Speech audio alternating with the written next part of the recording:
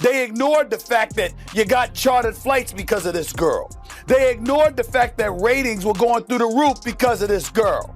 Instead, they resented it because they said, yo, we were doing stuff long before Caitlin Clark got here, and y'all wasn't paying attention then.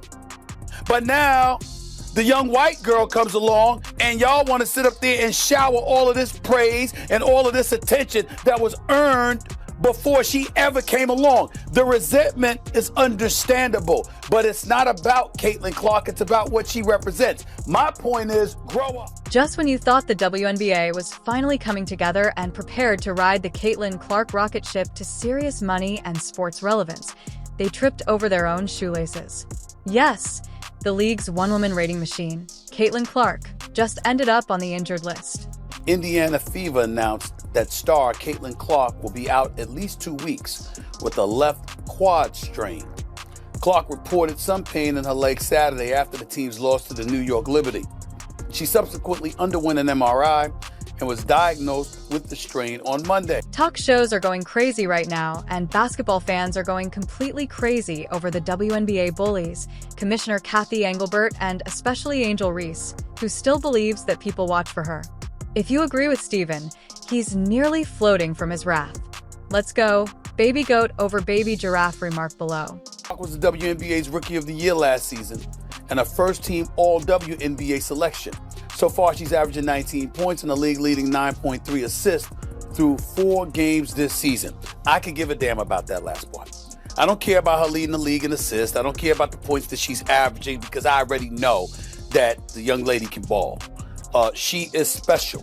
What I'm interested in is what somebody tweeted me and asked about earlier today that I want to show you. The woman who made women's basketball a must-watch instead of just something your extremely competitive cousin watched was Caitlin Clark. TV is currently sidelined for at least 2 extended Clarkless weeks due to a quad strain, during which the WNBA will attempt to pretend that everything is fine while the real product breaks down more quickly than Angel Reese's layup picture. Meanwhile, the league's top streetwear brand is suffering from a decline in TV ratings. Right now, put this tweet up, please, so our audience can see it here. At 4th Gen Bucci, B-U-C-C-I, writes Stephen A. Smith, can the WNBA keep itself afloat while CC, as in Caitlin Clark, is out? And course, Stephen Smith, ESPN's resident hype machine, was the first to blow a gasket over it. He went beyond simply commenting. Instead, he went to DEFCON 1, while the league's other voices gave us their best polite shrug. Everyone else is out here saying sweet nothings and acting as though Caitlin isn't the reason their direct deposit hit on time. But Stephen A. walked in like a human Molotov, burning down every poor move and poor choice that brought us to this point. Let's face it, someone had to do it. Unfortunately, though, the celebration in the WNBA, it was cut short yesterday afternoon as WNBA players learned the harsh lesson: be careful what you wish for. Headline at the New York Post: Caitlin Clark sidelined with Indiana Felines announcing shock injury. Keyword: shock. This injury was shocking, but not for reasons that you may think. While WNBA execs were out to lunch attempting to pretend that Caitlin Clark isn't the one keeping the lights on, this man didn't just speak up. He held court like a man who had been waiting months to dunk on the league's incompetence. While he was busy banging down receipts, Stephen A. put everything out so clearly that it was like watching pyrotechnics during arithmetic class. Oh, you think the league can survive without Caitlin Clark? He basically replied, cool story bro, check the numbers, and try not to cry. Fanatics also reported a 100% increase in sales for WNBA specific merchandise. It started with Caitlin Clark. And so now that we know all of this, and we've known that for months, now we get to turn around and look and see what exactly is it that the league will do knowing that she's out for the next 2 weeks. I'm not saying I know for sure what's going to happen, but I have an idea. Shall we break down those numbers, Caitlin? Players like Angel Reese are still wondering why Clark gets more camera time. Perhaps it's because Caitlin doesn't treat the ball like a bowling pin and actually makes people want to watch. Clark Games is drawing an average of 1.178 million viewers this year when she's out, but that's just 394,000. That's a drop, a plunge off a cliff, a threefold crater in viewership. Thanks to Clark, Indiana led the league in attendance both at home and on the road. The Fever averaged 17,035 fans at home and over 15,000 on the road. 4 teams moved home games to bigger arenas when Indiana came to town to accommodate more fans. That's about Caitlin Clark. How do we know this? Attendance for the entire league was up nearly 50% last year. According to data from across the timeline, and Indiana led all teams with an average attendance of 17,035. That was up 319%. But I'm going to be really, really interested in seeing, Molly, what kind of effect this has on the WNBA's ratings, because if for some reason there is a precipitous drop-off, then everybody needs to stand down and recognize the fact that the speculation or the assertions and assumptions about her being the golden goose is validated. As if Clark wasn't bringing the entire league into the spotlight, Stephen A. wasn't just upset when he woke up. He had spent months watching the WNBA blow every chance. He had witnessed Cheryl Swoops throw more shade than a beach umbrella, and of course, Ree couldn't help but turn every moment into her own tryout for America's next jealous teammate. You asked me about Caitlin. If you're going to break a record, to me, if it's legitimate, you have to break that record in the same amount of time that that player set it. Okay. Right? So if Kelsey Plum set that record in 4 years, well, Caitlin should have broke that record in 4 years. But because there's a COVID year and then there's another year, you know what I mean? So she's already had an extra year to break that record. So is it truly a broken record? Thanks for the ratings.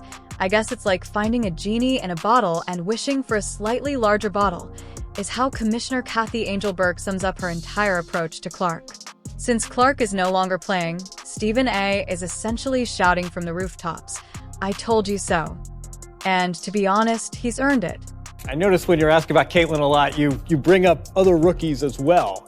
No league's ever about one player. That player could get hurt or whatever. So I think it's just to give recognition that in sports, people watch for compelling content and rivalries. And you can't do that alone as one person. Let's go back in time, since the events leading up to this train disaster have been a good example of league mismanagement. The WNBA showered Caitlin Clark with love and launched a full-scale marketing campaign. We received press releases so generic that they could have been created by Angel Reese herself.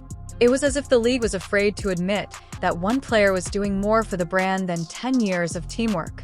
This year's first game against the Sky had a record-setting 2.7 million viewers, the highest-rated WNBA game on ESPN ever.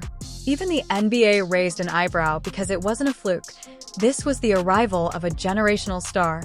Came the first rookie with at least 25 points, 5 assists, and 5 rebounds in a playoff game. That was Caitlin Clark. Became the 4th different rookie to play all 40 minutes in a playoff game. That was her. I'm looking at other things. 6 different league television partners. This is last year. This is last season, because this is Caitlin Clark that we're talking about. 6 different league television partners set viewership records that year, her rookie year, for its highest viewed WNBA game. Do you know every one of those games included the Indiana Fever? Stephen A. was observing the entire development. The WNBA is currently in panic mode, rushing to fill the void left by the only player who can draw in an additional million viewers by simply tying her shoes, and that's the point. Caitlin's star is soaring as the league subtly downplays her, with a veteran side-eyeing her like she took the last piece of pizza. Stephen A. is sitting back and saying, "I've been telling y'all you can't build a castle and then act surprised when the queen moves in," while Caitlin Clark was the WNBA's lottery ticket. Rather than downplaying it, they tried to minimize it, but now that the ticket is temporarily out of circulation, they're finally realizing how valuable she is. Tide lifts all boats. And if this is the magnetic traction that draws viewers to the WNBA, and her absence over the next 2 weeks due to that quad strain is providing further evidence of that, then everybody needs to accept it, stand down, and ride that wave. I'm going to be really interested in seeing how the ratings are going to look without her over the next 2 weeks. Let's make sure we come back and ask me this exact same question after that she's been gone for those 2 weeks. Bottom line, Stephen A. is not just upset. He's giving the league the reality check it sorely needs. Clark is the draw, the face, and the reason sponsors are calling. And if she isn't protected, valued, and elevated, this league won't just lose a player. It will lose its moment. The WNBA had the golden goose, and they treated her like a regular bird. When it comes to Caitlin Clark, Stephen A. Smith has been the one voice of reason in a noisy room while others skirt around egos and hold onto antiquated mythologies. Since the day Clark took the WNBA court and brought with her a surge of attention, ticket sales, and viewership the league had never seen before, Stephen has been her most vocal supporter. This is because, in contrast to the jealous mutterings of some former players who act as though Clark's success is a personal slight, Stephen has been calling it like it is. There is genuine resentment out there, Stephen continued, and the youngster has that now clear face. He truly knows value when he sees it. We know what she brings to the table. But people wanted to hate because why? You had a bunch of players in this league that watched this young white girl come along and take the league by storm. And they resented it because they saw the marketing prowess that she had. They ignored the fact that you got chartered flights because of this girl. They ignored the fact that ratings were going through the roof because of this girl. Instead, they resented it because they said, yo, we were doing stuff long before Caitlin Clark got here. And y'all wasn't paying attention then. But now, the young white girl comes along and y'all want to sit up there and shower all of this praise and all of this attention that was earned before she ever came along. The resentment is understandable, but it's not about Caitlin Clark. It's about what she represents. My point is, grow up. Right in front of us, the prophecy is coming to pass. Clark doesn't have any discard. Her highly anticipated rematch with Angel Reese has been featured on numerous prime-time national broadcasts, but the financial blow is immediate and severe. She is missing out on big matches, the kind of games ESPN salivates over, on Tuesday night against a team no one remembers. Clark isn't just scoring points. She's the main reason people go to the arena, turn on their TVs, and purchase those expensive jerseys. When she's removed from the equation, the Indiana Fever suddenly resemble every other team frantically trying to remain relevant. This isn't just Indiana losing a star player. The WNBA is losing its entire gravitational pull. Look, I think Stephen A. is 100% correct on this. At the end of the day, you already see people actually saying, hey, I'm not watching for 2 weeks. I'm not tuning in for 2 weeks. And it's really bad news for the Mystics and the Sky because both of those teams moved those games to big arenas. So it's like now that she's not playing, what is that attendance going to look like? The viewership, right? The viewership is going to plummet. I already know because the majority of the people that's watching the Indiana Fever wants to see Caitlin Clark. And sad to say it, a lot of them only want to see Caitlin Clark. They don't really care about the entire team. However, what really enrages Stephen is that this was totally preventable. Sure, accidents happen in sports, but when a league allows its best player to be slammed, hacked, elbowed, and nearly assaulted every night with no repercussions, that's negligence, not an accident. The WNBA's response dismisses the hits Clark has received this season as part of the game, even though they wouldn't look out of place on an NFL highlight reel. Meanwhile, Stephen is likely smashing a remote control at home and yelling, "Protect her." And who could blame him? It's not only upsetting, it's malpractice to watch the one player who keeps the league afloat be treated like just another rookie rather than the generational star she is.